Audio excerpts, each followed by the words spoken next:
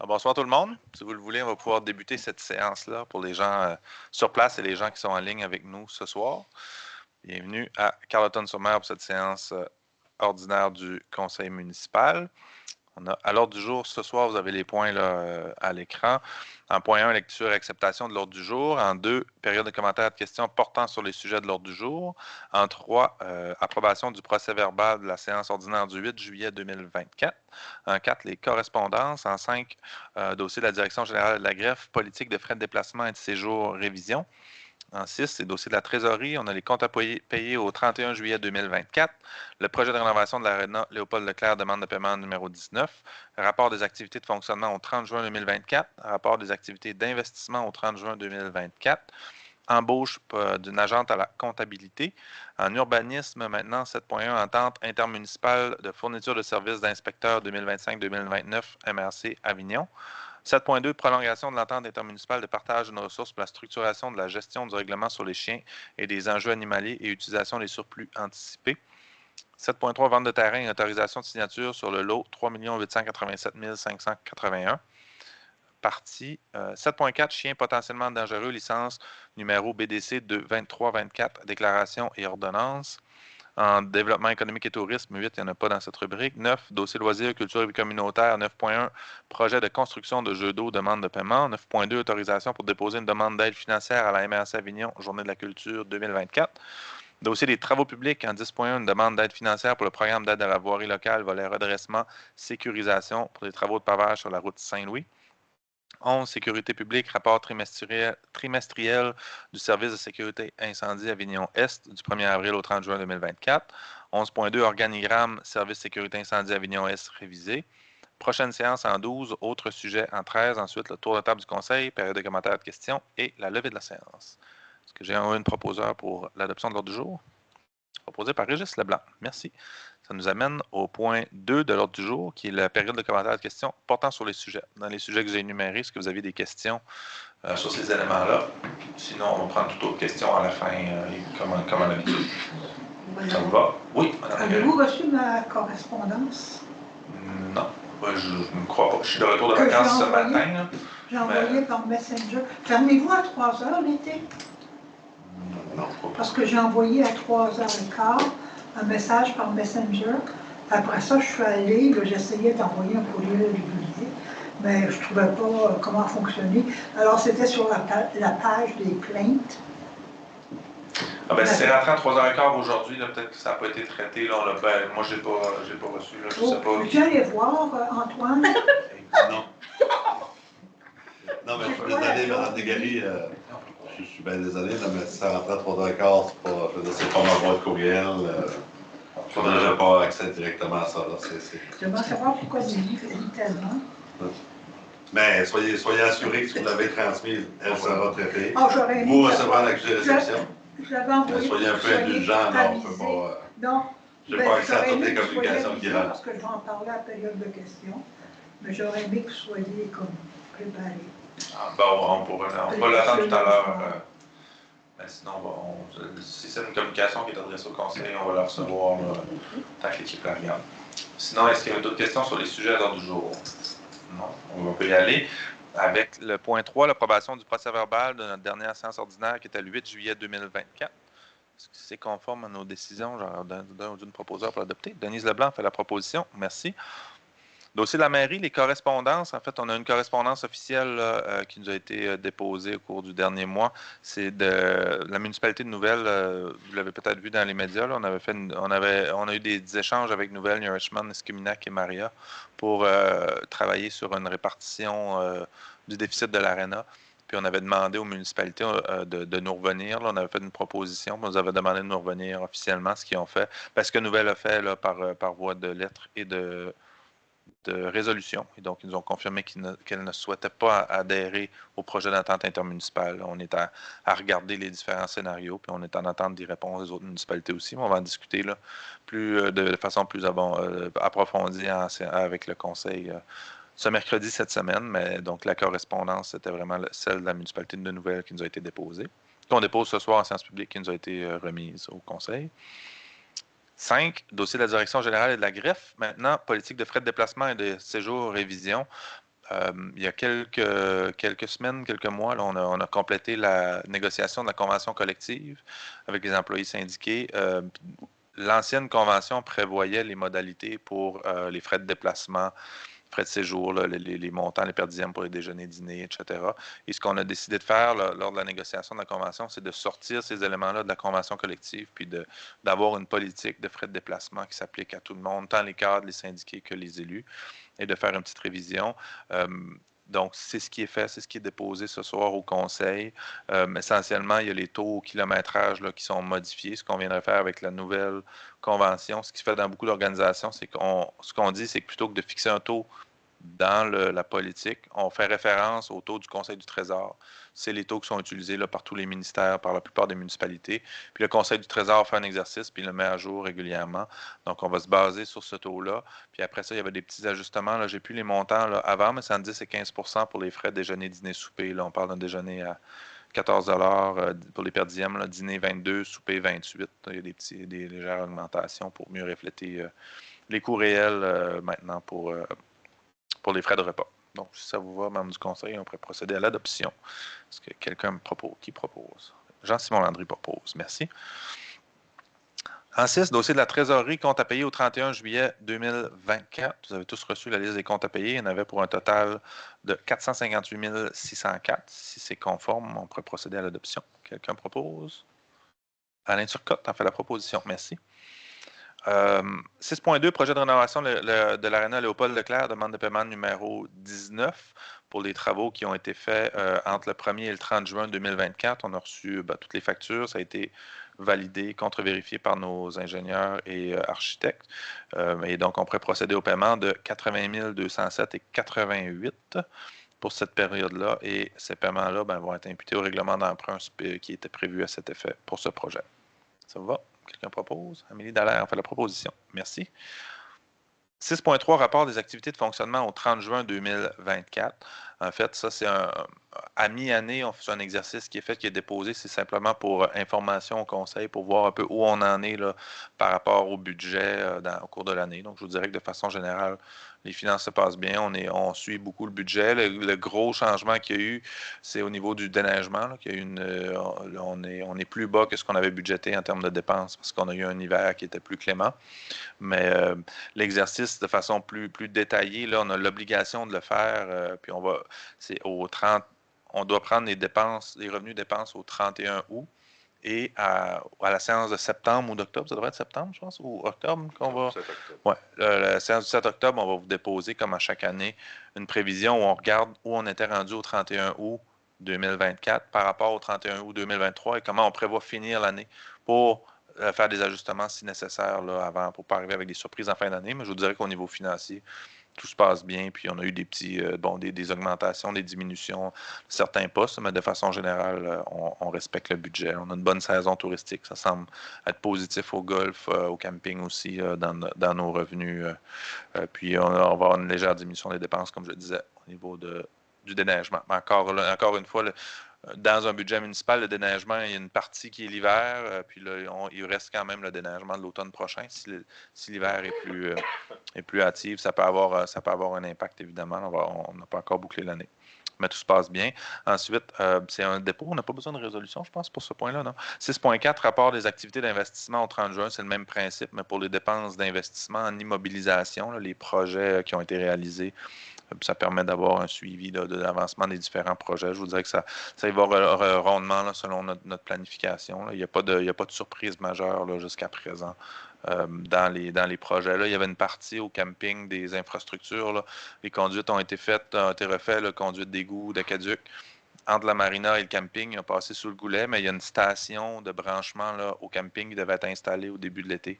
Il y a eu des erreurs dans les plans, ou en tout cas, il y a un petit enjeu là qui va être réglé, mais ce qui fait que la station n'a pas encore été installée au camping. Fait on attend, mais ça devrait être fait à l'automne, si tout se passe comme prévu. Encore une fois, pas besoin de résolution pour ce point-là, c'est un point d'information.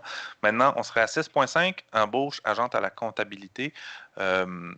Pour les fidèles, là, à la dernière séance publique, on avait affiché un poste pour une personne à la trésorerie. C'est Julie Nadeau qui était responsable des comptes fournisseurs, comptes à payer, qui a appliqué à l'interne puis qui a eu ce poste-là à la trésorerie. Ce qui libère le poste, l'ancien poste à Julie Nadeau. On aurait fait un affichage à l'interne et c'est Mme Audrey Harrison qui aurait ce poste-là, qui travaillait déjà comme à la réception, à l'accueil à la ville et donc qui serait maintenant à ce poste d'agente à la comptabilité qui était occupé anciennement par Julie Nadeau. Mais il va y avoir des petits changements aussi là, dans les descriptions de tâches de ces deux postes-là. Parce que, évidemment, M. Audette est maintenant directeur général et greffier trésorier. Donc, la partie reprend une partie de la charge de la trésorerie. Il y en a, donc, à ces trois personnes-là, il y a une répartition différente qui se fait pour répondre à nos obligations. Donc, ça va compléter, en fait, les petits changements à l'interne pour le département de comptabilité. Quelqu'un propose? Proposé par Esteban Figueroa. Merci. En 7, dossier de l'urbanisme, 7.1, entente intermunicipale, fourniture de services d'inspecteurs 2025-2029, MRC Avignon. Au cours des 3 dernières années, toutes les municipalités de la MRC Avignon, c'était en fait 9 des 11 municipalités de la MRC s'étaient mises ensemble pour faire l'embauche d'inspecteurs et inspectrices municipaux. On l'avait fait sur une base de 3 ans pour voir comment ça se passe.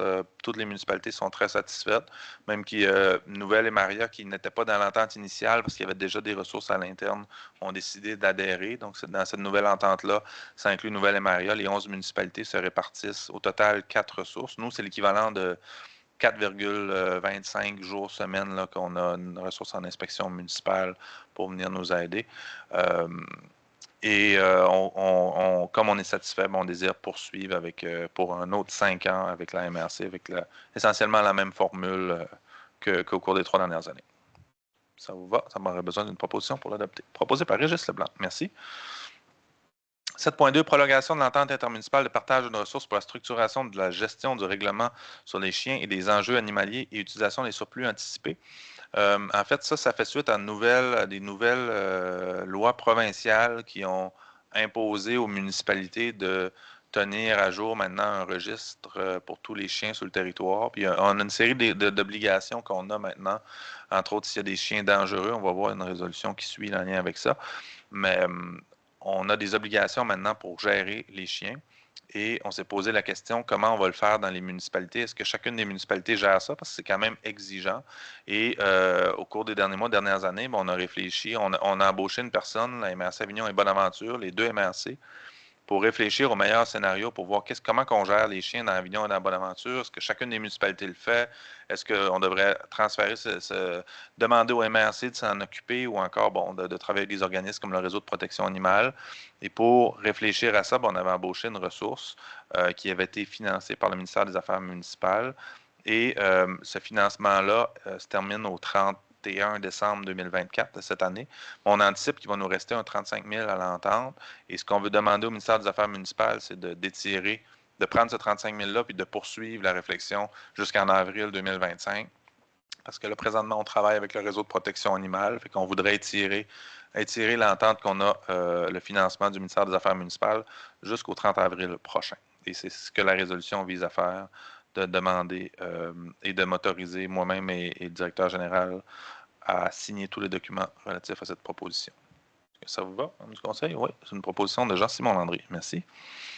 7.3, vente de terrain et autorisation de signature pour le lot 3 887 581. En fait, c'est pour une partie du lot. Je ne sais pas si c'est possible de le mettre à l'écran. Sinon, je vais vous le décrire. En fait, c'est un lot qui est dans la route Saint-Louis, au pied des côtes, donc juste où la partie asphaltée se termine. Il y a des boîtes postales là, puis historiquement, il y a quelques années, la ville avait fait l'acquisition d'un lot là, pour pouvoir faire un cercle de virage. La route Saint-Louis était une propriété de la ville, mais on n'avait pas de terrain pour tourner. Les autobus tournent là, entre autres, pour pouvoir faire un cercle de virage. Donc, on a acheté un lot complet, mais qui était trop grand pour nos besoins. Mais le propriétaire ne voulait pas vendre juste la partie cercle de virage. Vous le voyez, c'est plus ou moins clair, mais la route Saint-Louis, c'est vraiment la portion, le bandeau là, au centre de l'image. Puis la portion en vert, c'est le terrain. Puis il y a juste une petite portion de ce terrain-là qu'on a réellement besoin pour faire le cercle de virage. Et on a le propriétaire immédiat, là, le voisin, qui nous a demandé s'il pouvait acheter la partie qui ne nous sert à rien, en fait, là, qui est en forte pente, qui est boisée.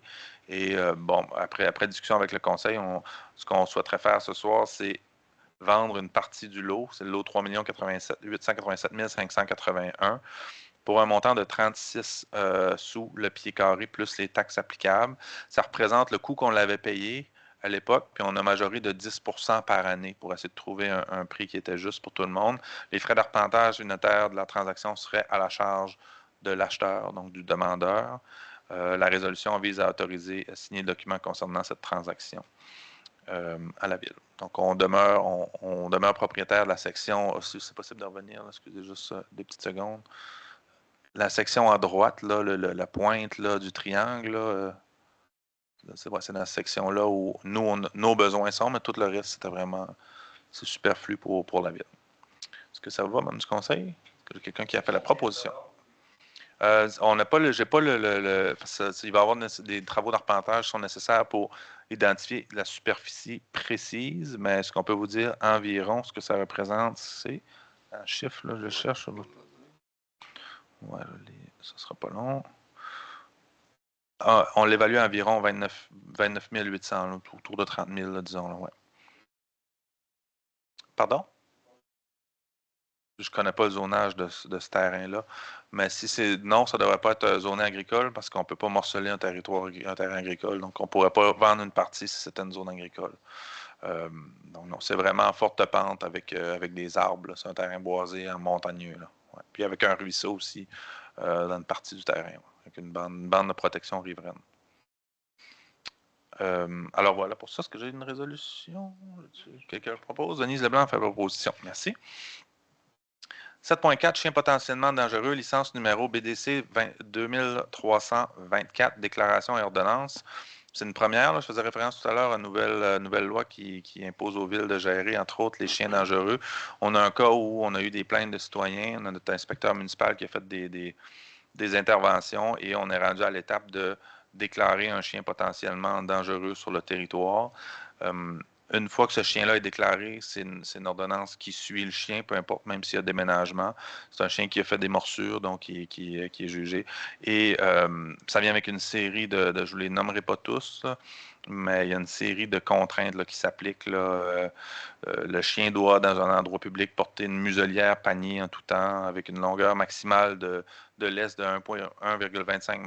Là. La laisse est plus courte que régulier. Il doit être maintenu en laisse par le propriétaire. Il doit y avoir une clôture adéquate pour le protéger. Bref, c'est une série de mesures qui visent à protéger les entourages de ce chien-là. Donc, ils ne sont pas. La municipalité, présentement, ne peut pas ordonner l'euthanasie de ce chien-là. Après, le propriétaire peut nous.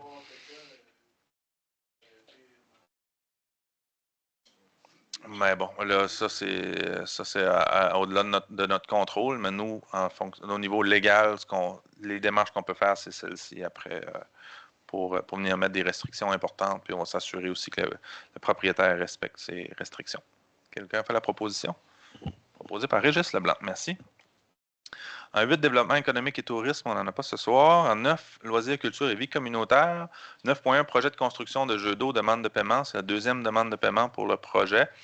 C'est une facture pour le mois d'août 2024 qui a un montant de 54 502,80 sans les taxes applicables pour la réalisation des travaux des jeux d'eau.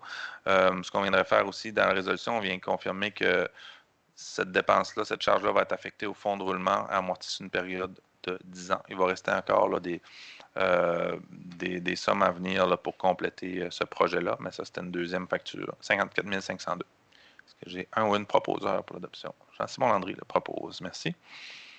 9.2, autorisation pour déposer une demande d'aide financière à la maison, à la MRC Avignon, Journée de la culture 2024. C'est un point là, que vous n'avez peut-être pas à l'écran qui a été rajouté en cours de journée, en fait, là, qui n'était pas dans l'ordre du jour, qui vous a été envoyé, mais c'est simplement là, dû à la période de vacances, on a un retour, puis on veut déposer une demande d'aide financière pour aller chercher pour un montant de 3 000 $ pour tenir une journée porte ouverte, là, pour organiser des activités dans le cadre des Journées de la culture. Et il y a un programme qui finance ça à la MRC. Donc, on autorisait avec cette résolution-là Pascal Alain a signé une demande d'aide financière. Ça prend une résolution pour pouvoir déposer une demande, une résolution en bonne et due forme. C'est ce qu'on fait ce soir. Ça va? Oui, proposé par M. Régis Leblanc. Merci. En 10, travaux publics, 10.1, demande d'aide financière pour le programme d'aide à la voirie locale, volet redressement, sécurisation, travaux de pavage dans la route Saint-Louis. C'est des travaux qui sont très nécessaires là, dans la route Saint-Louis pour ceux qui y vont. Là, c'est la portion asphaltée. Là, on veut refaire le pavage là, complètement de cette section-là, en fait, à partir de la voie ferrée jusqu'à la fin de la partie asphaltée. Et ça fait partie de notre programme d'aide à voirie locale. On a fait un plan d'intervention avec la MRC, puis c'est une route qui est jugée prioritaire. Et en ayant accès, si on a accès à ce financement-là, les dépenses sont subventionnées à 90%. Donc, ça fait une très grosse différence. On fait faire ce soir une demande d'aide financière dans le cadre de ce programme-là, pour ce projet-là. Quelqu'un propose?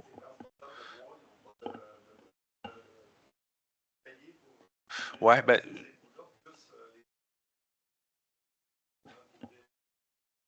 Ouais, deux choses. Oui, je vais répondre à votre question, mais je vais vous inviter peut-être à l'avenir. On va poser les questions à la fin, mais c'est juste pour s'assurer de la bonne tenue de la séance. Mais oui, puis en fait, cette demande-là qu'on fait ce soir, pour pouvoir avoir accès à ce programme d'aide financière-là, ben, c'est parce que c'est un chemin à double vocation, parce que c'est un chemin qui dessert où il y a beaucoup de transport de camions. Ça fait en sorte qu'on a accès à ce financement-là qui devrait payer à 90% les travaux. S'il n'y avait pas ces camions-là, on ne pourrait pas avoir ce financement-là. Puis on a aussi un autre programme d'aide, j'oublie l'acronyme, mais qui nous verse environ 35 000 $ par année pour faire l'entretien de la route Saint-Louis. Puisque, ça c'est récent, là, ça va selon le nombre de camions qui circulent. Donc, puisqu'il y a beaucoup de camions qui circulent, on a de l'aide financière pour venir nous aider à compenser ça, cette portion-là. Alors voilà pour ça. Est-ce que j'ai quelqu'un qui propose la résolution? Denise Leblanc fait la proposition. Merci. 11, dossier de la sécurité publique. 11.1, rapport trimestriel service sécurité incendie Avignon-Est. C'est un dépôt pour information là, au conseil de l'ensemble des interventions qui ont été faites par le service incendie au cours de... on les a par municipalité, là, selon les différentes casernes, pour la période du 1er avril au 30 juin dernier. Donc, c'est vraiment un document d'information qui recense toutes les interventions, par type d'intervention sur le territoire. Voilà pour ce point-là. Et le dernier point, si je ne m'abuse, c'est organigramme, service sécurité incendie, merci. Avignon-Est révisé. Il y a des petits changements qui ont été faits dans l'organigramme. On se doit de l'adopter par résolution. C'est en gros dû à l'embauche de nouveaux pompiers. Il y a des nouveaux pompiers qui seront embauchés dans les 4 casernes qui sont maintenant sous notre responsabilité. C'est une bonne nouvelle. Il y a de la relève. C'est ce qu'on souhaitait. Puis il y a des petits changements là, au niveau des gestionnaires de la formation là, qui vont être à venir. Là, mais on veut faire l'embauche de responsables pour former nos pompiers. Maintenant qu'on a une masse suffisante avec les 4 casernes, on va pouvoir avoir quelqu'un dédié à la formation de ces pompiers-là. On voulait l'ajouter, le positionner, bien le positionner dans l'organigramme, ce nouveau rôle-là, même si la personne n'est pas encore embauchée. Alors voilà, ça prendra une proposition pour adopter le nouvel organigramme révisé. Quelqu'un propose? Esteban Figueroa propose. Merci. Prochaine séance. La prochaine séance du Conseil aura lieu le 9 septembre prochain, toujours à 20h ici même. On n'avait pas d'autres sujets pour ce soir. On pourrait, avant de vous passer la parole aux gens dans la salle et en ligne, passer un petit tour de table pour les membres du Conseil. Madame Leblanc, la parole Merci est à vous. Merci à vous, Monsieur le maire. Donc, j'ai eu l'occasion, en date du 18 juillet, d'aller à l'inauguration des nouveaux bureaux à la compagnie LFG Construction. Et M. Antoine Audette, le directeur général, était également à cet endroit-là. Ça a été une très belle soirée. Ça a été très bien organisé. On a eu l'occasion de faire la visite des nouveaux bureaux. Vraiment, ça m'a impressionné parce que c'est des espaces de bureaux qui ont été très modernisés. Ça a été fait dans le sens où que les employés peuvent faire énormément de télétravail parce qu'on sait que l'FG, ça couvre également, bon, on sait très bien qu'ils sont à Nourishment, mais ils sont également à Québec et à cette île. Fait que ça a été vraiment une très belle visite. Puis bien sûr que nous, à la ville de Carleton-sur-Mer, c'est sûr qu'on est très contents de voir qu'ils demeurent ici sur notre territoire. Ça a été quelque chose qui a été dit. Puis je pense qu'ils ont été très contents de voir à quel point que la ville était fière qu'ils soient avec nous sur notre territoire. Et en même temps, je ne sais pas si vous avez visité un petit peu nos petites rues, on appelle toujours ça comme ça dans Carleton, mais on a fait un nouveau corridor sécurisé. Ça part de l'école, c'est-tu l'école Saint-Joseph, on dirait? Bourg, jusqu'au quartier résidentiel, c'est-à-dire la rue F. Leblanc. Puis à l'intérieur de ça, il y a des endroits où que c'est plus restreint. Puis la ville, elle appelle ça chaussée désignée. C'est comme de quoi que c'est plus contraignant pour la voiture. Fait qu'ils ont vraiment fait un endroit beaucoup plus désigné pour inciter ceux qui sont à l'intérieur d'une voiture de voir qu'il peut y avoir des personnes qui marchent, le vélo et tout. Fait que c'est dans le hublot qu'on peut voir tout ça, puis même sur le site de la ville. En tout cas, moi, je suis très contente de voir que ça a été fait parce que c'est vraiment un plus pour Carleton. Bravo à l'équipe. Parce que surtout qu'ils ont fait ça cet été. Il y a beaucoup de choses qui s'est faites cet été. Beaucoup de monde. Bravo. Merci. Madame Dallaire. Donc, c'était la période estivale. Il n'y avait pas beaucoup de dossiers en cours avec l'équipe des employés, mais je me suis affairée à profiter de la programmation très bien garnie. Je ne sais pas si vous avez vu au Parc des Horizons, beaucoup de spectacles.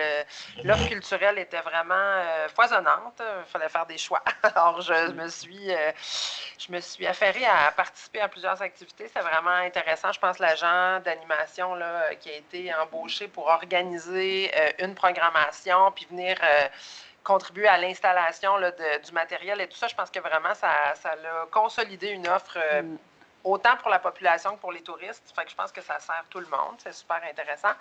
Puis tout récemment, je suis allée j'ai participé à une prise de photo à l'aréna, en fait. Bref, les camps de hockey sont de retour parce que l'aréna est finalement prête. Et puis, l'école de hockey, le Est du Québec, était vraiment très satisfait de la qualité de la glace et de l'air ambiant aussi, pas trop d'humidité. Fait que c'était vraiment parfait pour la tenue de camp de hockey qui a été vraiment, ma foi, très achalandée. Alors, c'est des belles nouvelles. Puis, là, vous allez en entendre parler, mais c'est la semaine des municipalités qui s'en vient. Il y aura un café citoyen, on vous en reparlera. Mais bref, vous serez invités à venir discuter avec nous dans un contexte peut-être plus convivial qu'un conseil municipal. Alors, on vous invite à participer. Moi, je vais travailler avec les membres de l'équipe à mettre en place ce café citoyen-là.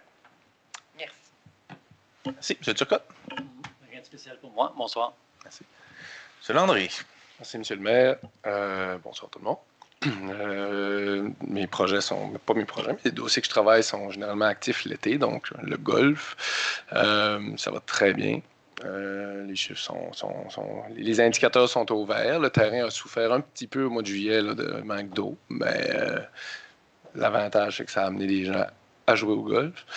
Donc, les chiffres sont très bons. Je vais vous donner un exemple. Par exemple, je suis joueur moi-même, puis une bonne journée, à un moment donné, j'ai dit, je vais me réserver une place pour jouer en tant que joueur individuel, puis il n'y avait pas de place pour jouer avant 3h30. Ça veut dire que de 7h30 à 3h30, à toutes les 10 minutes, il y a 4 joueurs qui partent. Puis quand c'est des joueurs de l'extérieur, les bidous, c'est les bidous. Fait que non, c'est très, très, très bon. Ensuite, je lisais dans les notes, j'ai pas eu la chance de parler avec Olivier Côté-Vaillancourt. Une des raisons, qui est directeur au Mont-Saint-Joseph, une des raisons que j'ai pas eu beaucoup la chance de lui parler, c'est parce qu'il travaille très fort. Puis j'ai vu une note passer comme quoi les chiffres étaient quand même en hausse globalement. Les statistiques sont bons, puis c'est des bidous. Fait que voilà, ce n'est que ça. Même si la journée de demain ne sera pas vraiment une belle journée d'été, d'ailleurs, rentrez vos affaires qui pourraient se faire briser parce qu'on a un peu une tempête demain. Il reste encore un mois l'été, donc demeurez actifs, qu'on ait à profiter du beau temps, de la programmation, du territoire, puis faites-le avec le sourire. Merci. Merci. M. Figueroa. Oui, bonsoir tout le monde. Pour la plupart d'entre nous, c'est le retour des vacances. On est parti plusieurs en congé. Ça s'en vient, mais tous les ans, l'automne est occupé pas mal pour les conseils. On travaille sur beaucoup de dossiers puis planification pour l'année financière qui s'en viennent et tout et tout. De mon côté, il y a quelques dossiers qui vont reprendre les cours habituels. On en rend compte du comité vert au mois de septembre. Je vois madame qui est ici, Gary, qui fait partie de ce comité-là. C'est un comité citoyen. Moi, j'ai participé là en tant qu'observateur avec le directeur du département d'urbanisme. On reçoit toutes les demandes de ce comité-là pour traiter justement des enjeux qui sont au niveau environnemental. Il y a les dossiers aussi là, des changements climatiques là, sur lesquels on travaille. Il y a certains dossiers qui doivent avancer aussi cet automne. Vous savez qu'il y a les tempêtes là, en décembre, janvier. Donc, on travaille sur ce type de projet-là et faire une meilleure planification là, pour l'avenir. Un autre dossier qui m'occupe, c'est l'OMH. Il va y avoir un regroupement des OMH, des offices municipaux de l'habitation. Il va y avoir une seule qui regroupe plusieurs municipalités de la baie de Chaleur, OMH de la baie de Chaleur, qui va s'appeler. Donc, je me rencontre déjà la semaine prochaine là, pour regarder comment les travaux de ce regroupement avancent. Donc, si tout va bien, ça devrait avoir lieu à partir de janvier 2025. Donc, l'OMH de Carleton va devenir OMH, va faire partie de 2 regroupements OMH baie de Chaleur. Et ça devrait s'officialiser à partir de janvier 2025, si tout va bien. Donc, ça, c'est des choses qui s'en viennent l'automne. Sinon aussi, je fais partie du comité de la politique familiale et personnes aînées. On va voir une nouvelle politique qui va prendre forme là, dès le début de l'automne. Il y a des consultations, là, surtout par Internet, là, des questionnaires que vous pouviez remplir pour nous donner des idées, qu'est-ce qu'on pourrait bonifier de cette politique-là. Donc, des choses à faire pendant l'automne. Voilà les choses qui s'en viennent de mon côté pour les débuts des travaux de l'automne. Bonsoir. Merci beaucoup. M. Leblanc? Merci, M. le maire. Bonsoir tout le monde. Comme l'a dit Mme Dallaire, l'été culturel à Carleton a été explosif d'offres, etc. Vous dire que la Ville est fière d'avoir soutenu particulièrement l'envolée, je dirais, toute acadienne de théâtre à tour de rôle qui a offert à la population de la Gaspésie et du côté du Nouveau-Brunswick trois pièces qui ont fait réfléchir, qui nous ont divertis, puis qui ont amené un théâtre professionnel vraiment intéressant pour la population. Il y a eu beaucoup d'offres culturelles cet été. Vous dire que le 4 septembre, surveillez, ce sera le lancement de la programmation de la virée trad. On est déjà, l'équipe est au travail depuis le printemps dernier. Donc, dans les nouveautés, il va y avoir du transport soutenu par les 2 MRC. Donc, les gens vont pouvoir partir pour assister aux différents spectacles de Bonaventure et de Nouvelles. Donc, on aura un transport très sécuritaire et pour ainsi travailler à la réduction aussi des voitures sur la route, etc. La semaine, le 30 août, ce sera le lancement des rencontres internationales de la photographie à Carleton. Donc, vous aurez la possibilité de voir une exposition de livres de photographie à partir de 16h30, le 30 à la bibliothèque. C'est ouvert à tous. Il y a là une exposition Maude Arsenault, d'une photographe québécoise qui va être installée chez Vastevag. Et vous avez à Carleton, à Nouvelle, à Miguacha, Pointe-à-la-Croix, à Maria, etc., les œuvres de photographes internationaux que des fois on oublie dans notre beau décor. Mais tout le tour de la Gaspésie, là, on a jusqu'à la fin septembre des photographies dans les lieux publics qu'on peut observer. Vous dire aussi que cet été, nos organismes culturels, des organismes professionnels ont reçu des réponses des ministères, à savoir leur financement pour les 3 ou 4 prochaines années. Alors, tout le monde a eu des bonnes nouvelles, sans que ce soit l'euphorie. Nos organismes sont bien financés. Les artistes sont reconnus au niveau de la distance qu'ils doivent parcourir. Donc, on a raison de croire à des belles saisons culturelles encore à l'automne prochain. La politique culturelle va bientôt partir à l'impression. Donc, ça va être disponible aussi, ça, après le lancement en octobre. Et on aura une présentation du service aussi de l'étude qui a été faite sur la caractérisation des paysages. La population sera invitée là, à rencontrer la présentatrice et le projet qui a été développé ou de la politique. Voilà. Alors, merci. Merci tout le monde. De mon côté, là, ça a été dit, c'est un peu le retour des vacances là, pour tout le monde à l'hôtel de ville. On est déjà à planifier, on est tôt, là, mais on commence à réfléchir au budget qui s'en vient. C'est un gros exercice à venir.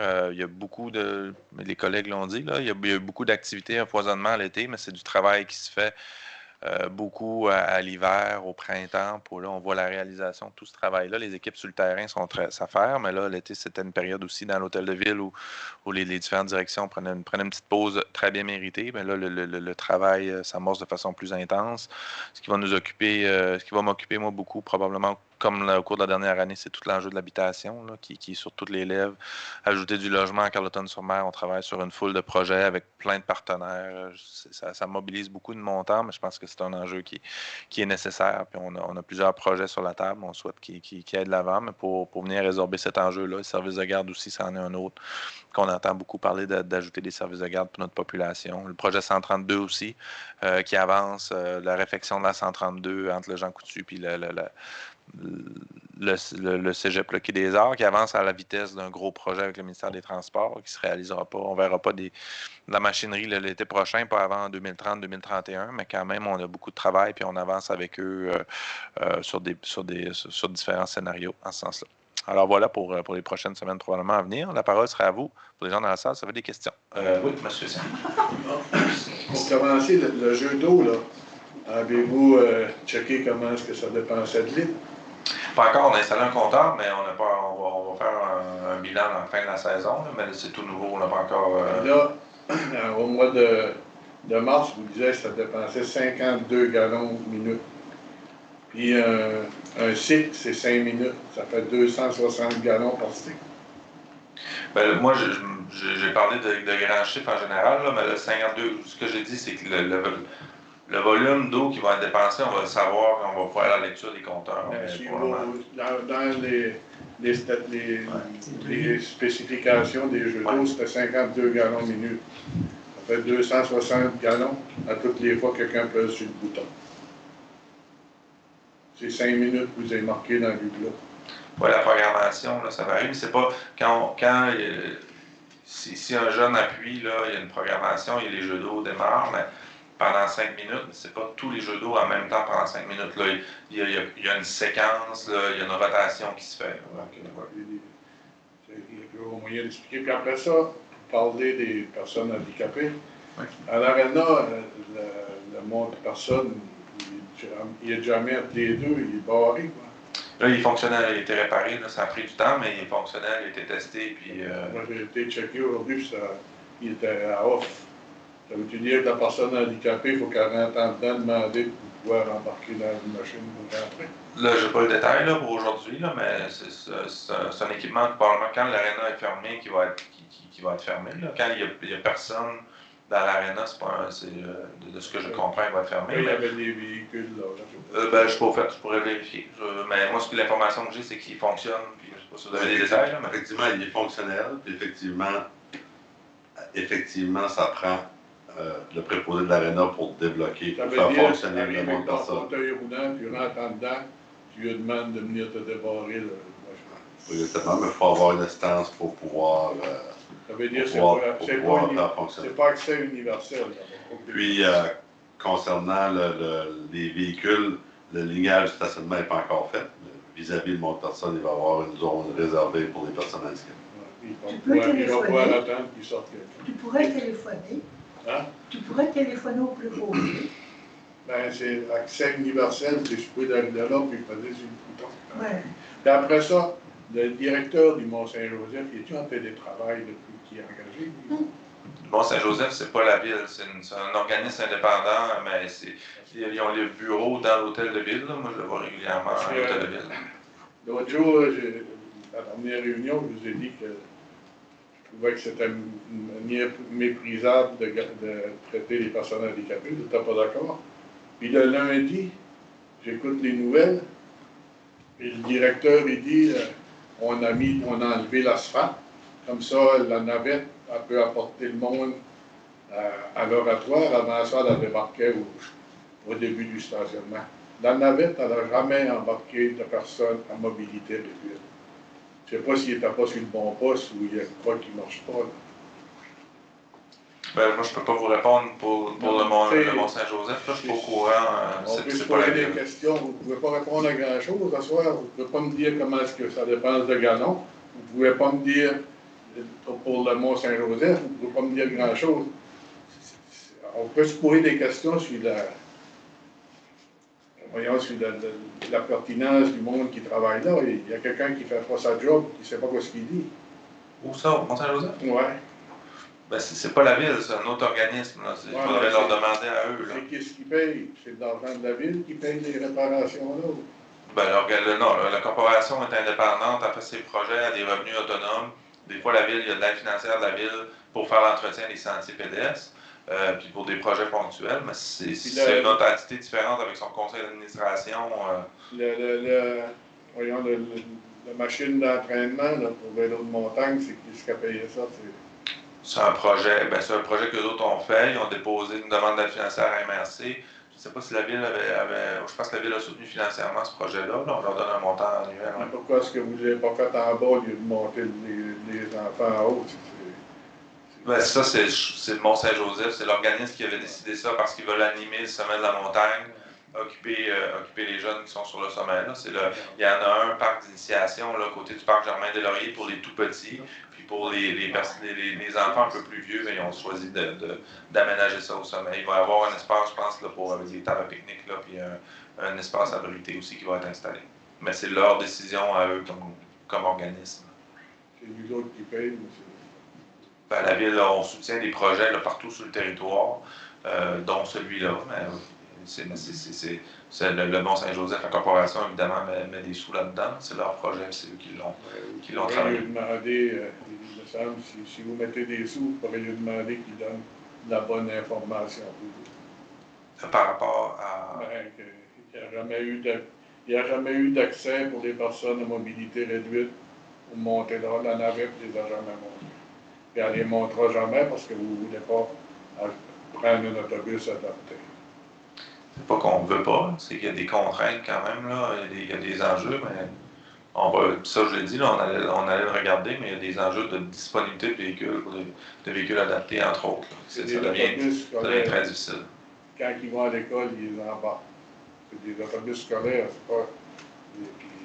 En tout cas, moi je trouve que la volonté pour les personnes à mobilité réduite n'est pas bien forte. Et vous allez vous présenter au jeu d'eau la semaine prochaine pour l'inauguration. Vous dépensez 260 gallons d'eau à toutes les fois que ça peut sur le piton. Et puis là, vous nous dites, on va vous vendre on va vous donner des pommeaux de douche pour économiser l'eau. On va en économiser un tabarnak, ça va en prendre des pommeaux de douche pour sauver 260 gallons à tous les sites. C'est bien, j'entends. C'est pas bien des gallons impériales. Je ne sais pas si c'est des gallons impériales ou américains. Là. On va vous le donner quand on aura les chiffres, on va vous donner exactement la quantité d'eau qui est consommée. Puis, une autre affaire, le cube sauvageau, là, on paye-tu ça au mois ou ben non? Je ne sais pas à quoi vous faites référence. Le cube qui se promène, là, qui est tout le temps stationné à la Renault, stationné dans le cours. Ah oui, le véhicule, oui, c'est une location. On a fait, ça, c'est nos employés sur l'entretien des bâtiments. Puis, on a fait l'évaluation. On voulait acheter un véhicule pour cet employé-là, mais qui sert principalement l'été. Puis, ça revenait beaucoup moins cher de le louer comme ça pour les mois qui sont nécessaires, plutôt que d'avoir un véhicule à l'année qui ne servirait pas à l'année dans notre flotte. Là. Vous n'avez pas pensé d'acheter une remorque formée? Oui, c'est plusieurs scénarios qu'on a évalués, dont celui-là. Mais ça a pris quand même une camionnette pour tirer la remorque, d'avoir un véhicule, une autre camionnette dédiée. C'est d'acheter un autre véhicule dans notre parc, mais ça fait partie. On a évalué ce scénario-là aussi. Puis au final, ce qui était le plus avantageux, le plus économique, c'était faire la location du véhicule sauvageau. Puis le kilométrage, là, vous avez des véhicules électriques que vous fournissez pour Pierre, comment ça qu'on lui a payé en fait, il peut y arriver des situations où un employé, disons que dans le cas où les deux véhicules électriques sont pas disponibles, on paye très peu de frais de déplacement. Là. Ça arrive très rarement, je vous dirais. Là. Ça prend quand même une politique, il faut le prévoir, mais c'est très peu. Je n'ai pas le montant dans le budget, mais c'est une part négligeable du budget. Puis quand le monde va changer de véhicule, c'est nous autres qui payent la facture électrique ou bien non, c'est eux autres qui payent? Chacun des utilisateurs paye, puis il y a une partie qui revient à la ville. On reçoit des revenus, une partie des revenus. Pas toutes les bornes, c'est parce qu'il y a deux types de bornes. Il y a des bornes où la ville elle a payé une partie, puis elle retire une partie des revenus. Puis l'autre partie où c'est Hydro-Québec, le circuit électrique, là, qui les a implantés, qui ont payé 100% des dépenses, mais ils vont aller chercher les revenus, ces bornes-là. Il n'y a pas de facture mensuelle d'électricité pour la ville? Non, il y a des compteurs dédiés pour ces bornes-là. Puis nous, on reçoit un revenu selon le nombre d'utilisateurs, l'utilisation qui a été faite. C'est pas des gros chiffres, là, mais on reçoit une petite relevance. C'est sûr, c'est économique, le véhicule électrique, si c'est la ville qui paye les électricités. Non, c'est ça, c'est les tarifs du circuit électrique. Ça. On a 2 bornes là, qui sont du côté, qui sont près du bâtiment, mais ça, c'est seulement pour nos véhicules à nous. On charge les véhicules électriques de la ville avec ça. Ça sont sur les compteurs de l'hôtel de ville, ces deux-là. Est-ce qu'ils sont barrés les fins de semaine? Parce qu'on voit des autos régulièrement qui sont stationnés, puis ils sont branchés. Ça veut dire que si vous ne les barrez pas, et que l'usage, ils n'utilisent pas de carte de crédit pour l'usage sur des bornes du côté ouest. Ville, est-ce que vous utilisez, vous autres, une carte magnétique ou quelque chose? Non, on avait déjà des cabinets qu'on barrait, mais là, on ne les a plus maintenant. Vous avez des usagers qui passent se remplir les fins de semaine. Ah ouais.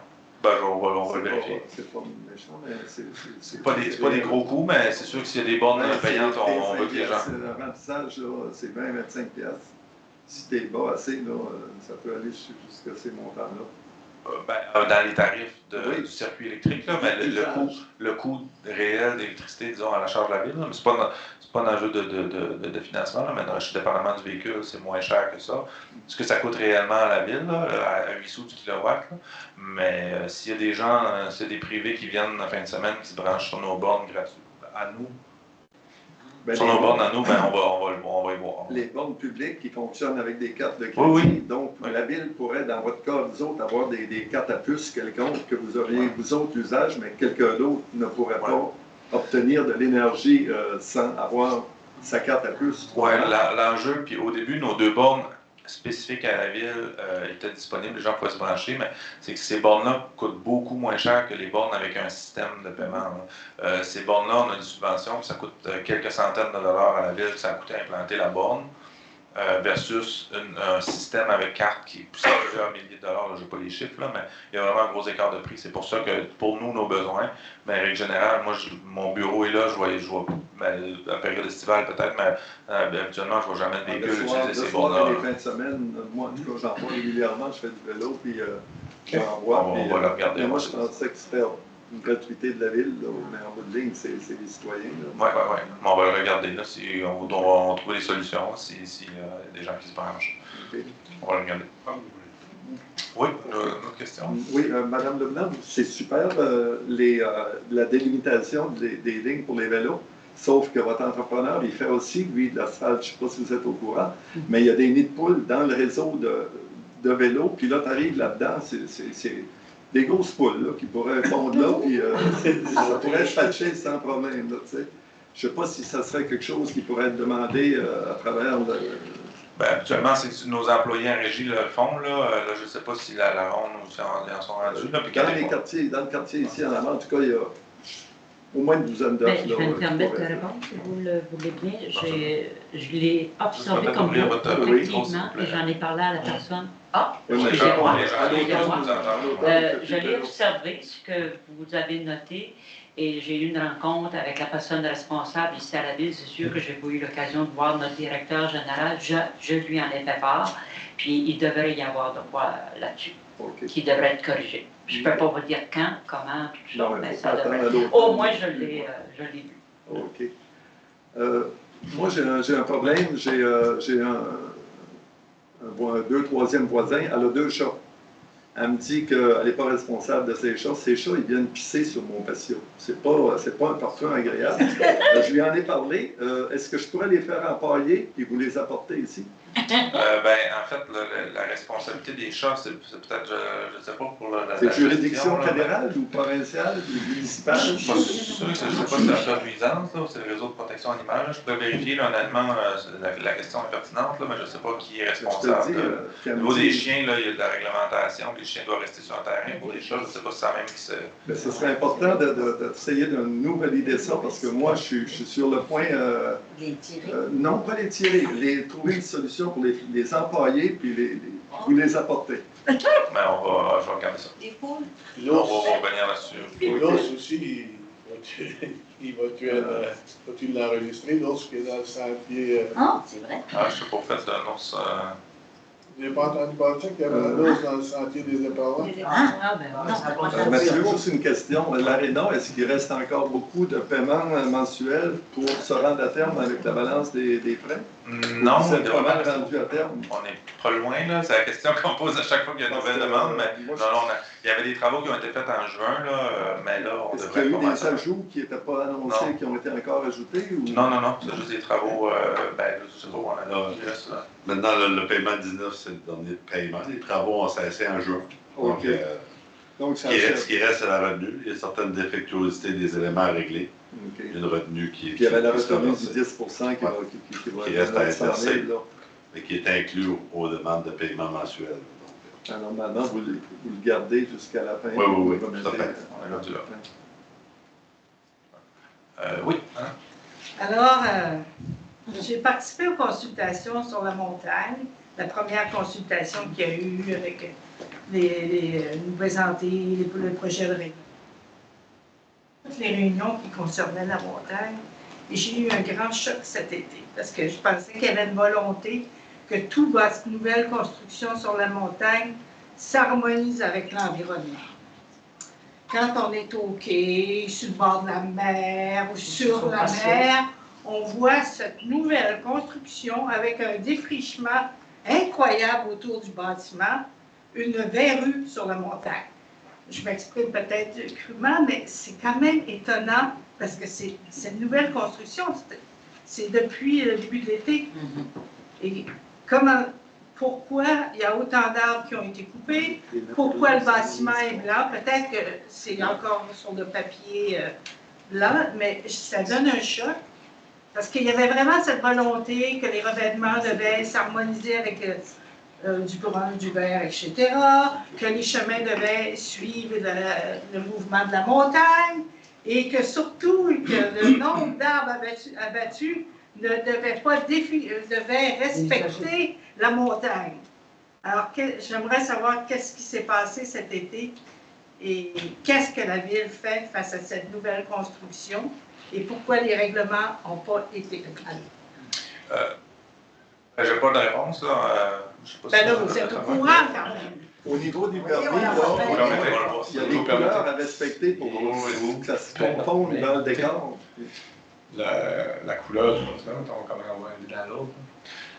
La couleur du bâtiment, je présume qu'il est sur le taille-avec, sur le papier, parce que le blanc n'est pas une couleur autorisée au pays. Je me doutais que c'était le pays. Pour vous rassurer, je présume que les règlements seront appliqués en temps et lieu. Donc, pour obtenir son permis de construction, la personne elle s'engage à respecter la réglementation qui est en vigueur. Est-ce qu'elle l'a obtenu? Oui, le permis de construction.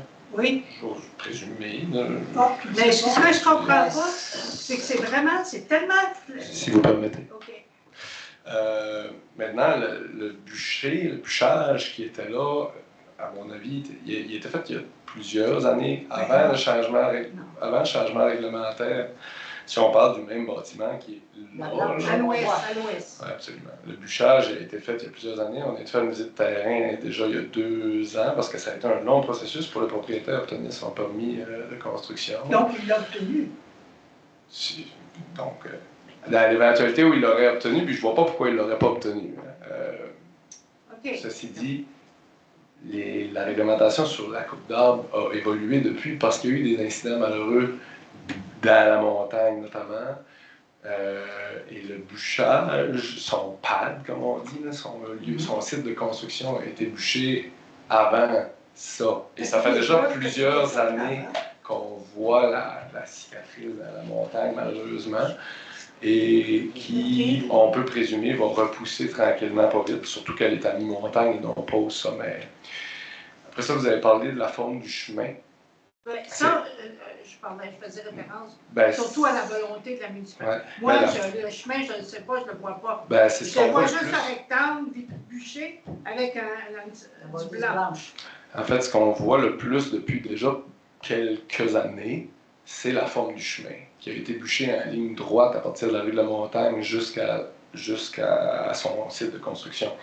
Puis ici, il y avait eu un peu plus de soins qui avaient été faits à cette étape-là. On ne verrait pas la forme du chemin qui vient vraiment faire une forme de cicatrice dans la montagne, qui ne disparaîtra pas à moins qu'éventuellement il y ait une forme de contournement. Puis encore là, c'est un des événements qui a mené à la révision réglementaire pour la coupe des arbres, etc., etc. Ça fait que là, on a parlé de la forme du chemin, de la coupe d'arbres qui avait eu lieu avant, puis du revêtement de couleur blanche. C'est des explications, là, c'est pas les réponses parfaites, là, mais puis je me demande s'il y avait un autre point là, que j'ai peut-être omis. C'est sûr que la construction met en évidence justement le bûchage. Là, on le voit, là, ça attire l'œil. On voit juste ça quand on regarde la montagne. C'est certain que le fait que le bâtiment, présentement, il soit blanc, ça empêche l'intégration du bâtiment et du petit lieu. Là. Une fois que le bâtiment sera brun, vert, noir ou des couleurs plus harmonieuse, ça fait un bon mot, vous allez dire, là, harmonieuse. J'ai comme la quasi-certitude que ça va bien paraître, parce que moi, cette cicatrice d'arbre-là, vous la voyez peut-être, là, vous la voyez, puis vous en parlez, là, puis c'est clair, vous êtes même ému, puis c'est correct, là. Mais moi, ça fait plusieurs années qu'elle me parle. Puis là, cette année, quand il va, je suis comme, il y a du développement, puis j'ai hâte de voir ce que ça va faire quand la bâtisse va être terminée. Oui. Ça fait que, c'est ça. Tu sais, je vous dirais qu'avec cette nouvelle réglementation-là qui est en vigueur depuis pas très longtemps, il y a des projets présentement là, qui sont en analyse, puis ça fait. C'est plus lettre à la poste d'avoir un permis de construction sur Mont-Saint-Joseph. C'est plusieurs allers-retours, c'est plusieurs discussions, modifications de plans. Donc, il y a des projets que vous ne voyez pas parce que les permis de construction n'ont pas encore été mis parce que justement, on est très soucieux de cet impact-là visuel. C'est la raison pour laquelle j'ai participé à toutes les consultations, toutes les réunions. Absolument. Cet été, quand on dit, voyons donc, qu'est-ce qui se passe? Puis ce que M. le maire vient de dire... ça agresse l'œil. Ouais. C'est parce qu'on focus juste là-dessus maintenant. On voit juste ça. Mais ce que M. le maire vient de dire, là, c'est... Moi, je siège au CCU, ça fait 8 ans ou 12, mais 8, je pense. Puis le changement réglementaire vient vraiment comme un outil incroyable là, pour le comité, ultimement pour le conseil, là, parce que le comité va faire des recommandations au conseil, puis c'est le conseil qui prend position. Mais le changement réglementaire, nous, on le voit là, dans nos outils d'analyse que ça a du poids, on dirait ça a de la pomme, mettons. Ça fait que c'est pertinent. Ouais. Pas réagir, mais souvent l'impact va se faire ressentir dans les prochaines années ou des projets que vous ne verrez pas. Mais c'est vrai, j'avais oublié ce bout-là, mais effectivement, ce projet-là, le défrichage avait été fait avant, avec l'ancienne réglementation. C'est entre autres pour cette raison-là qu'on l'a modifié. Non, je pense que c'est à cause du bâtiment de la pointe et au oui, là, il y a eu quelques épisodes sur la montagne là, qui ont... Là, il y avait vraiment décaloté. Là, je pense que c'est là où vous avez travaillé. Puis ça s'est fait à peu près dans le même temps, là, mais oui, il y a eu quelques cas de déboisement sur la montagne qui, je pense, qui ont préoccupé la population et les membres du conseil. Puis on a changé la réglementation, on a consulté, puis on a revu les choses. Ouais. Ça a permis de juguler ce qui s'alignait pour être une forme de tendance un peu. Ouais. Okay. Madame Legary? Je trouve ça bizarre qu'on ne sache pas si les propriétaires ont obtenu un permis de construction ou pas. Non, mais je veux dire, c'est pas une information c'est juste que ce soir, nous, moi, j'ai pas tout le détail de tous les permis qui sont émis. Là. On présume qu'il y en a un, là, mais c'est juste que vous le certifiez. Il faudra demander à notre inspecteur municipal qui pourrait nous le dire. Mais là, on n'avait pas prévu cette question-là ce soir. On n'a pas fait la vérification. Vous ne l'aviez pas prévu parce que vous n'aviez pas lu mon message qui porte justement sur ce cas. Ah! Tu l'aimes pas? Puis je l'ai adressé là, un peu large au cas où ça concerne le préfet de la MRC d'Avignon aussi. Puis, je me suis amusée, je me suis fait plaisir. J'ai utilisé certains mots un peu pas courants. Alors, je lis mon message ici.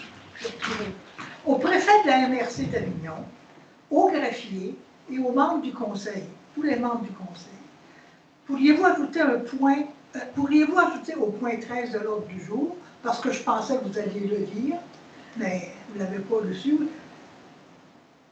Pourriez-vous ajouter au point 13 de l'ordre du jour, qui est le varia, une aberration? Vous comprenez ce que ça veut dire? Une aberration dont je vous ai déjà parlé, au moins à M. le maire.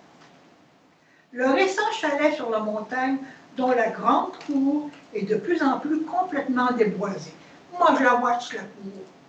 Puis, le déboisement a été agrandi. Je regrette, mais elle a été agrandie. Il faut vérifier. Il faut vérifier. Mais moi, je vous dis, c'est une aberration que je watch. Voilà. Ça a été agrandi. Mais allez vérifier, voir les taux. On va le vérifier. J'ai pas fini. Oh oui, je l'écoute. Le récent chalet sur la montagne dont la cour va de plus en plus complètement déboisée. Si vous laissez passer cet affront à la politique du respect de notre patrimoine paysager culturel, l'avenir de la montagne est foutu. Pour finir. Je suis très contrariée, encore plus que pour les chalets des entrepreneurs. Je suis presque prête à en parler aux médias. Si vos règlements ne sont pas assez fermes, je vais attendre le mois prochain, disons. Puis il y a une autre chose, quand j'en ai parlé à du monde, là, qui sont tout aussi, c'est quoi, qu'est-ce que j'ai écrit? En tout cas, comme les deux dames en avant de moi, puisqu'on me dit, oui, mais les dômes en haut, là, ils ne donnent pas l'exemple, mais là, c'est probablement que les dômes, c'est sous la responsabilité de la corporation. Mais est-ce qu'il y aurait moyen de leur signifier que ces dômes-là, on pourrait peut-être mettre une teinture verte, forêt ou brune, mais les camoufler plus dans le paysage. Sinon, parce que le monde ordinaire, ils ne savent pas que les arbres, ça a été coupé avant ou après, puis tout ça. Puis vous allez en avoir d'autres, pas loin d'en avoir d'autres, puis la montagne, c'est fini. Bien, est-ce que ça complète au... Oui. Oui, bien, on va le vérifier, là, moi, s'il y a une coupe d'arbres qui s'est fait, ça, c'est pas, je ne sais pas, là, on va le vérifier avec l'équipe. Peut-être que l'équipe est déjà informée au courant de ça, là, je sais pas, c'est pas l'information que j'ai ce soir. On va le vérifier, mais c'est sûr que pour les géodomes, encore là, c'est le même principe. Même si c'est la corporation du Mont-Saint-Joseph, ils ont fait une demande de permis, puis la demande a été acceptée. Dans le cas des géodomes, la couleur initiale devait être plus foncée. Là, je pense que tout le monde s'attendait à ce que ça soit plus foncé que ça. Ils ont été surpris eux-mêmes quand ils ont reçu l'étoile, mais ça respecte la réglementation en vigueur au moment où ils ont construit. Je comprends. Est-ce que quelqu'un peut acheminer cette demande-là à la corporation ou il faudrait aller à une réunion de la corporation? Ben, je pense que l'idéal, c'est que vous fassiez le message vous-même. Si vous avez des préoccupations, vous pouvez leur transmettre directement. Ceci dit, on discute avec eux. Moi, je peux leur passer le message. Je pense qu'ils sont conscients eux-mêmes de cet impact-là. Pour le cas là, où vous faites référence, on va le vérifier puis on peut revenir dans la prochaine séance, voir ce qui a été fait. Là, si le permis a été accordé, pour quelles conditions, si le déboisement, comme ce que j'ai constaté, puis il y en a d'autres qui ont opiné du bonnet, parce que c'est totalement inacceptable. Je voulais juste dire que la réglementation elle prévoit qu'un arbre qui est abattu sans permis, il y a une compensation financière substantielle, puis etc. Je ne suis pas le supérieur des inspecteurs, mais dans le cas d'une visite, ce que je comprends, il y en aura une, peut-être. c'est un constat qui peut être fait s'il y a des arbres supplémentaires qui ont été coupés sans autorisation. Donc, voilà. Moi, je pense que même si c'est un organisme qui n'a pas rapport avec la ville, comme vous dites, parce que c'est une équipe ou un comité qui s'occupe du Mont-Saint-Joseph, mais moi, personnellement, je pense que la ville, vous devriez être tout au courant de tout ce qui se passe sur la montagne. La montagne n'appartient pas à un comité ou à une corporation, que ce soit bénévole ou pas. La montagne, elle appartient à la communauté. Puis moi, je suis d'accord avec vous, parce que ce qu'ils disent, là, c'est vraiment frappant, parce que quand tu regardes ça, tu dis, oh non. Puis la montagne, il ne faut pas que ça devienne un petit Monaco. Même si Carleton est une ville très touristique, puis très achalandée, mais il faut y faire attention parce que c'est pas juste une question de... Mais c'est aussi une question de visuel aussi. Oui, c'est une richesse que personne d'autre a dans toute la Gaspésie, avoir une mer, une rue et une montagne, puis il faut la protéger. Puis c'est ça que je comprends pas. Pourquoi vous n'êtes pas au courant de ça? Pourquoi la Corporation du Mont-Saint-Joseph, avant de s'engager dans un projet concret de développement, ne vous avise pas? Regardez qu'est-ce qu'on a comme projet, puis vous avez le droit de faire des recommandations. On vous a élu pour ça. Juste pour être clair, on est au courant de tous les projets. S'il y a un projet qui se déroule sur la montagne, ça prend une autorisation du conseil municipal. On est au courant de tous les projets. C'est juste que là, si vous demandez le détail d'un permis, ce qu'il y a dans un permis qui a été mis, on n'a pas le fin détail. Puis la montagne, c'est plusieurs propriétaires qui sont propriétaires de l'eau sur la montagne. Le Mont-Saint-Joseph a des lots sur le sommet, mais ce n'est pas les plus grands propriétaires, c'est des privés qui sont là. Bien, ils sont assujettis à une réglementation. Puis c'est ça qu'on a fait dans les 2 dernières années. On a consulté, on l'a entendu beaucoup, puis on le partage au conseil. On est préoccupé, puis on ne veut pas que ça devienne un Monaco. C'est pour ça qu'on a fait de la réglementation. Mais maintenant, il y a des projets qui se sont faits avant qu'on la modifie. Et avec lesquels on doit vivre, mais maintenant, à partir du moment où on a changé la réglementation, on a mis une réglementation qui est beaucoup plus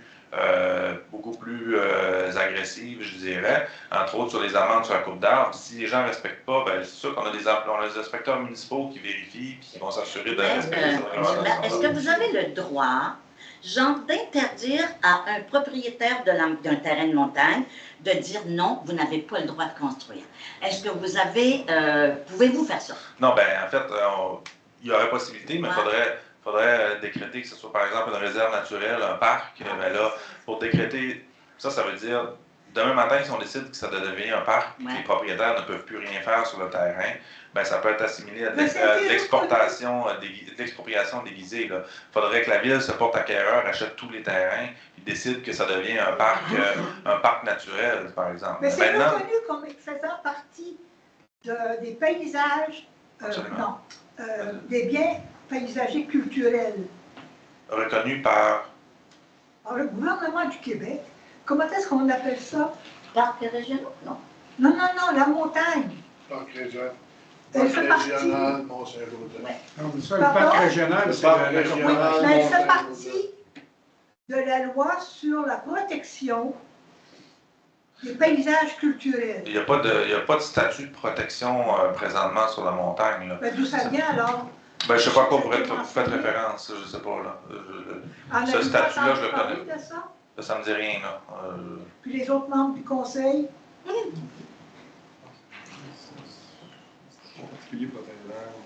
De parc naturel protégé, moi je ne connais pas. Je vois pas. C'est un bien culturel, paysager. Reconnu par. Ben, en tout cas, il n'y a pas de restriction à ce niveau-là. Je ne suis pas au courant de tout. Moi, je ne fouille pas mes dossiers comme vous autres, vous devriez le faire. Ben, je pense qu'on suit nos dossiers. Là. Moi, c'est. Ah, je pense. Ben, je comprends. Là, puis... Je vous trouve mou. Ben, sur quelle base, je veux dire? Moi, ce que je vous dis, c'est que je comprends que vous êtes préoccupé par l'aspect de la montagne. Nous sommes tous au conseil. On a fait des changements réglementaires dans les dernières années. On a consulté la population pour savoir c'est quoi les attentes de tout le monde. Cette réglementation-là, maintenant, est en vigueur. Il y a des projets qui se sont faits dans les dernières années qui ne pourraient plus se faire aujourd'hui. Ceci dit, ils sont là. On peut pas ils ont un droit acquis, je veux dire un droit acquis. Mais on veut s'assurer de la maintenir. Puis il y a des projets que vous ne voyez pas qui ont été refusés parce qu'ils ne s'harmonisaient pas, puis qui ne se feront pas. Puis on a des gens qui sont pas satisfaits parce qu'ils trouvent que la ville est trop restrictive et qu'ils ne peuvent pas faire leur projet. Maintenant, ça, ce n'est pas des projets que vous voyez, mais on est très préoccupés par ça. C'est la même chose du côté du comité consultatif d'urbanisme, puis on fait des actions en ce sens-là. Donc, après ça, là, je vais aller chercher des détails sur les questions que vous avez posées. Mais pour le statut de conservation sur le Mont-Saint-Joseph, ça m'étonnerait grandement. Je vais laisser quand même place à vérification, mais vous m'arrivez avec une information qu'il n'y a personne autour de la table qui connaît. Je pense que tout le monde suit ses dossiers, puis c'est ce qui se passe sur le territoire municipal. Monsieur Rivière, oui. OK, ma question, c'est qu'à Saint-Louis, est-ce que les camions de vidange passent là ou non? Parce qu'il y a certaines cours qui, ça laisse à désirer. Tu montes pour aller faire une tournée en forêt en arrière, puis il y a pas mal de monde. L'été, les touristes, les anciens résidents, puis il y a quelques cours là, que je ne sais pas, mais ça demanderait un nettoyage, un peu comme il y a eu à Carleton à un moment donné, voisin du Golfe. Est-ce qu'il y a des moyens que vous êtes capable de prendre pour faire nettoyer ça? Oui, là, oui, la réponse est oui, mais c'est complexe. C'est plutôt complexe, mais pour intervenir sur un terrain, souvent ça prend une ordonnance de la cour. Bon, ça peut aller loin, mais je sais qu'il y a des interventions qui sont faites là, dans le secteur de Saint-Louis. Je peux pas parler en détail, là, mais on voit ce qui se passe, puis on va intervenir. Oui, M. Turcotte. Je me réponds, Mme Déguerry. Juste peut-être ouvrir votre micro. Je suis du comité consultatif d'urbanisme avec Jean Simon. Il y a des citoyens là-dessus qui sont vraiment responsables et qui prennent à cœur l'environnement. Puis il y a beaucoup de gens qui ne peuvent pas réaliser le projet. Là. Il y a beaucoup de suivi qui est fait par le comité consultatif, puis c'est très sérieux. Là. On suit vraiment nos dossiers, puis il n'y a personne qui fait n'importe quoi là à cette heure. Ça avait été déboisé avant le terrain qui est là, mais ils ont peut-être agrandi. On n'a pas sûr qu'il y avait peut-être agrandi, mais ça avait été déboisé avant. Puis le chemin avait été fait avant aussi. Mais non, avec la nouvelle réglementation, là, il y a beaucoup de gens qui ne sont pas contents pour nous autres parce que c'est vraiment sévère. Là, les gens doivent faire le devoir. Mais qu'est-ce qui s'est passé pour que... C'est seulement cet été que c'est plus remarqué. Oui, moi aussi, j'ai remarqué la même chose. Je vais souvent au quai et on voit ça. C'est parce que vraiment, c'est du Taillevex. Il a fait construire. C'est la petite maison. Ouais. Fait qu'on focus. Oui, c'est ça, on voit ça vraiment. Ouais. Moi aussi, ça m'a choqué. Là. Mais si c'était agrandi, ça n'a pas perçu. Mais ça avait déjà été déboisé avant. Oui, puis il y a un chalet qui a été implanté il y a plusieurs années là, sur le Mont-Saint-Joseph pendant la construction, avant que le revêtement extérieur soit installé, là, quand on était sur le pare-vapeur. On le voyait, là, les gens nous l'ont signifié, c'était blanc. Mais maintenant, ce chalet-là, il est plus visible. Là, une fois que le revêtement a été fini, on ne le voit plus. Là. Ils se font complètement paysage. Moi, j'avais remarqué pareil déboisement. Mais là, le fait que le bâtiment... C'est un peu triste, ces règlements-là, parce que tu payes des taxes sur un terrain, la seule chose que tu as le droit de faire, c'est payer des taxes. C'est sûr que c'est drôle pour le monde qui regarde, mais le propriétaire, lui, c'est drôle. Moi, j'ai un terrain, on a un terrain, nous autres, puis il y a une partie zone agricole qu'on ne peut même pas virer de bord avec un tracteur dessus. Je ne peux pas le subdiviser pour la vendre. C'est un peu, là, les manés, là, c'est quasiment du communisme. Tu payes tes taxes, mais tu n'as pas le droit de rien faire sur ton terrain. Puis en plus, comme mon oncle, son terrain est zone agricole, puis vous avez pris un droit de préemption dessus. Fait que lui, il ne peut rien faire, puis vous autres, vous voulez l'avoir pour rien faire. Je ne suis pas au fait du détail là, dessus. Dans le Saint-Onge, le terrain à Daniel Saint-Onge. Ben, lui, il ne pourra pas se construire dessus. Puis vous prenez un terrain là, puis vous dites que c'est stratégique, mais vous ne voulez pas nous dire c'est quoi la stratégie d'avoir pris ce terrain-là. Oui, puis le droit de préemption ne nous oblige pas à acheter le terrain. C'est juste qu'on dit qu'on peut avoir d'intérêt ce terrain-là, puis il nous permet d'avoir un droit de premier refus. Mais c'est quoi l'intérêt sur un terrain que tu ne peux rien faire dessus? Ben là, pour ce terrain-là spécifiquement, je n'ai plus le détail, là, mais peut-être pour faire un parc, un espace, ça peut être un espace public, là, je ne sais pas dans ce cas-là. Mais... Oui, mais un parc d'une zone commerciale, c'est peut-être pas un parc, là, mais ce que je veux dire, c'est que dans les droits de préemption, il n'y a pas juste pour faire construire, pour des terrains, pour construire des endroits qui peuvent être des terrains on pourrait développer dans 40, 50 ans, par exemple, là, où il peut y avoir du changement, là, mais il n'y a plus de raison. Vous ne donnez pas la chance à l'autre de pouvoir les développer. C'est pas la ville qui détermine ça, c'est la Commission de protection du territoire agricole sur le zonage. C'est ça que je ne comprends pas. Tu prends un droit de préemption, dans 40 ans, c'est elle que tu vas avoir le droit de faire de quoi dessus. Il me semble qu'on devrait avoir le droit au moins de savoir c'est quoi vous prévoyez pour ce terrain-là. Ben pour le moment, le terrain, il n'est pas à vendre, il n'est pas... non. S'ils veulent vendre, il faut qu'il aille sur le notaire, parce que le gars qui veut l'acheter, il faut tout qu'il fasse faire, l'arpentage, il paye un notaire, puis tout, puis là, quand ça arrive sur le notaire, ben là, c'est... Ah, ben peut-être qu'on veut le prendre. Ben, le propriétaire est conscient qu'il est assujetti en droit de préemption. Là, avant d'aller chez le notaire et payer, ben, le propriétaire sait qu'il a été notifié. Il allait vous dire, là, il y a un gars qui me donne 200 000 pour mon terrain, même si c'est pas vrai, vous dites, bon, on l'achète. Ben là, ça va prendre preuve de ça. Puis si c'est bel et bien ça, ben la ville peut l'acheter au montant là. Puis si la ville refuse, ben le propriétaire peut le vendre, mais il ne pourra pas le vendre en bas de 200 000. Il va devoir le vendre à ce montant-là. C'est pas, il ne peut pas y avoir l'idée, il faut que l'offre soit ferme, puis après ça, une fois que l'offre est déterminée, si la ville refuse, le terrain ne peut pas être vendu plus bas que le montant qui a été refusé par la ville. Puis les terrains qui ont des droits de préemption, où est-ce qu'on peut savoir ça? Cette liste-là va être disponible à l'hôtel de ville. Là, si vous venez à l'hôtel de ville, on va pouvoir vous la donner, oui.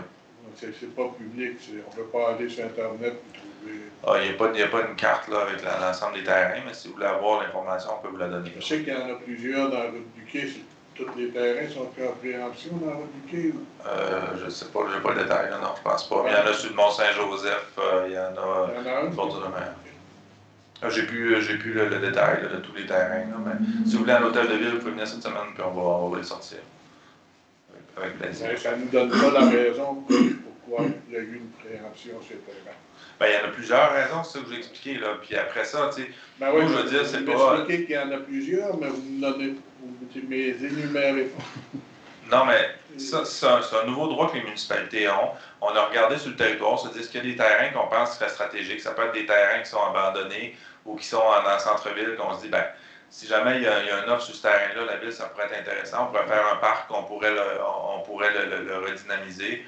Terrain sur le Mont-Saint-Joseph, on s'est dit, ben, éventuellement, pour agrandir les sentiers, ça pourrait être intéressant. Si la ville veut devenir propriétaire, des terrains à bord de l'eau, par exemple, derrière chez Pesca Environnement, on se dit, ben, il y a un potentiel là pour développer, ça peut être du résidentiel ou peu importe, mais donc, ça pourrait être intéressant. Mais après ça, la vraie question, on va se la poser lorsqu'il y aura une offre sur le terrain.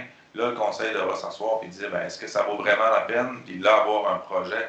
Mais on a fait un exercice partout, sur tous les terrains de la ville. Je vous dirais qu'on n'a pas fait une étude de marché avec un plan d'affaires pour chacun des terrains. On a juste ciblé des zones. On s'est dit, bon, ben, ça pourrait peut-être être intéressant de se doter de droits de création. On n'est pas pris un sur notre terrain parce qu'il y a beaucoup de monde qui veulent l'acheter pour le vendre tout de suite.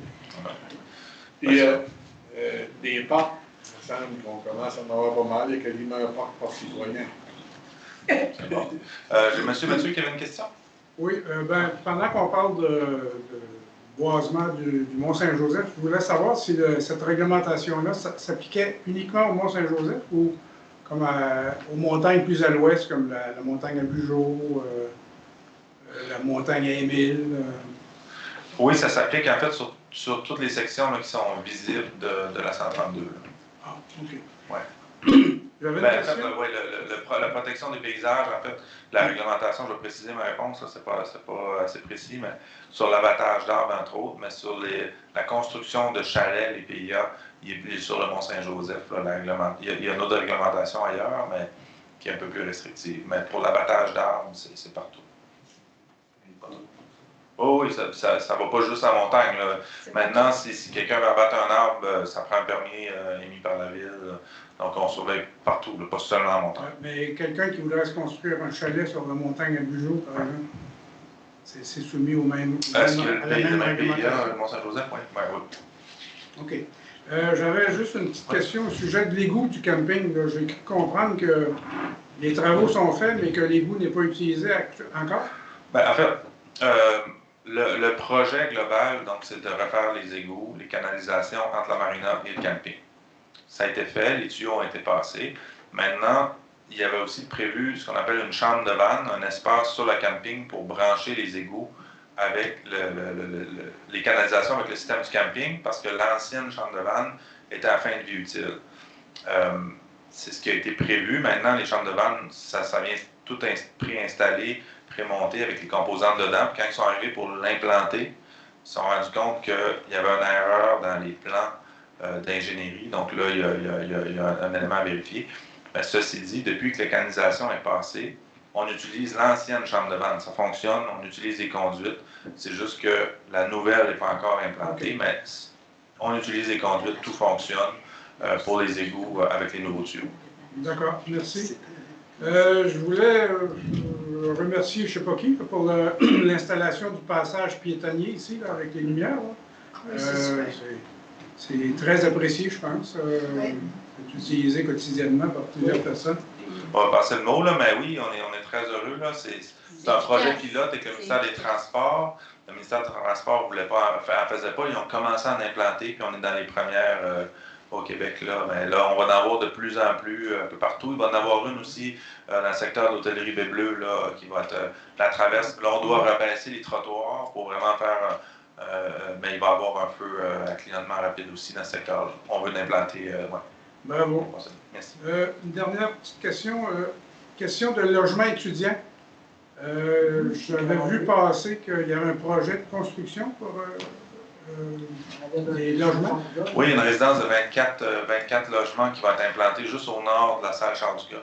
Entre la salle Charles-Dugas et les terrains de soccer. C'est décidé, ça.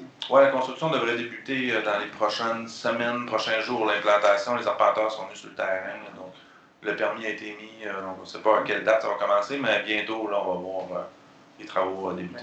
D'accord, merci beaucoup. Puis, juste une dernière petite. Oui. Le Barachois, pourquoi il sent si mauvais cet été? Au courant, vous autres?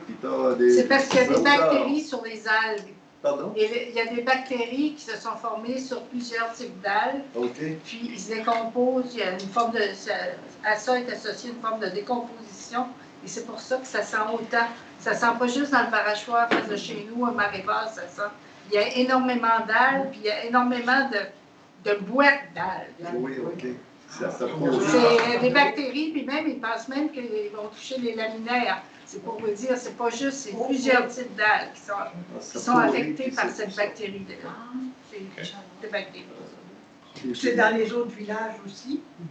Là, je ne sais pas, je parle du Ils ne connaissent pas les limites municipales. J'ai eu des remarques, moi j'ai eu des remarques de tourisme qui disent est-ce que vous avez des égouts? Mais moi je sais qu'il n'y a pas d'égout qui va dans le Barachois, mais c'est à la limite l'odeur, là, ça sent réellement quand tu tournes. Là, je ne sais pas si vous avez été dans ce coin-là cet été, mais ça pue. Ça sent vraiment fort. D'accord. Donc, oui, monsieur Rodin. Oui, allez-y, madame. Je voulais revenir sur la réglementation sur les arbres. Moi, je trouve que c'est une bonne chose. Je trouve que ça a bien été présenté dans le hublot. Puis, je sais qu'il y a sûrement des gens qui vont contester, mais il faut leur rappeler qu'en fait, dans le contexte actuel du changement climatique, 125 mm d'eau d'un coup là, sur des terrains déboisés, là, ça ne serait pas très joli. Mais en tout cas, ça pour dire que c'était une bonne chose, ce règlement-là. Puis si les gens comptaient, je pense qu'il faut leur expliquer. Mais c'était bien présenté dans le hublot. L'amende est salée, mais on comprend que c'est correct. Je peux permettre, moi j'ai un voisin qui est du genre à couper des arbres, qui m'a questionné pour ça. Le message a été attendu. Il aurait passé à ses mécaniques dans son arbre, il n'aurait jamais posé une question. Il est venu me voir, j'ai expliqué les bases du règlement, j'ai dit je t'invite à t'informer à la ville avant de faire de quoi, tu sais. Parce que lui, il aurait coupé ses arbres, mais effectivement, chez lui, il y a des arbres qui sont malades. Ça fait qu'il y a des. Dans le cadre réglementaire, il y a des choses qui prévoient ce type de situation-là aussi, puis c'est correct. Le coût n'est pas élevé, là, du permis. Non. Ça fait que. Voilà, effectivement. Merci. Est-ce qu'il y avait d'autres? J'ai un commentaire là, en ligne de Mme Nicole-Sier qui suggère qu'un participant a droit à 2 questions ou 3 de suite et qu'il revienne pour la suite de ses questions après les autres. C'est entendu, là, je pense qu'il y a beaucoup d'échanges, là, mais on va. C'est bon, c'est noté comme suggestion. D'autres questions, commentaires? C'est un complément d'information pour répondre aux demandes d'information de M. Essam. Sur le site Internet, il y a une section sur le droit de préemption, il y a une cartographie là, où les lots, là, monsieur le maire, moi-même, j'ai dû vérifier là, si c'était, je ne savais pas que c'était, juste pour m'assurer que c'était bien en ligne, mais une cartographie où on voit les lots qui ont été assujettis, là. Dans le fond, en tout cas, je vous montre, vous suivez le chemin, vous ouais. Dans le fond, vous cliquez tout simplement là, sur les lots, vous voyez les lots qui sont assujettis dans la ville. Puis par rapport au motif, là, dans le fond, là, on a fait une résolution de l'avis d'assujettissement, c'était le 13 mai dernier. Dans le procès verbal, les motifs avec les numéros de lots sont bien identifiés parce que dans la résolution, il faut, les motifs, comme M. le maire expliquait, il faut qu'ils soient identifiés dans la résolution de l'avis. Fait que l'information que vous recherchez est disponible, d'information publique là, sur le site Internet. Ça veut dire que chaque lot en préemption, le motif est marqué. Exact. Il y a une catégorie, des catégories. C'est quand même des motifs d'ordre général. Les motifs sont... On n'a pas de projet pour chaque lot. C'est des motifs comme M. le maire expliquait. Ça prend comme une raison. Là, oui, tout à fait. J'ai peut-être droit à une troisième question. Ouais, le terrain de M. Ouellet, où était le sable rouge, avez-vous un droit de préemption sur ce terrain-là? C'est un très grand terrain situé à un endroit très stratégique. Oui, ma réponse est oui. Oui? Oui. Tant mieux. Ah ouais. Merci. C'est ça. Vous regarderez la carte, il y en a plusieurs. Il y a des terrains qui pourraient éventuellement, à court, moyen, long terme, être pertinents pour la ville. Ben oui. Ça vous va? On peut procéder à la levée de la séance. Comment pas, Denise Leblanc, à la proposition. Merci beaucoup. Bonne fin de soirée à tous. Bonne soirée. Quelle soirée.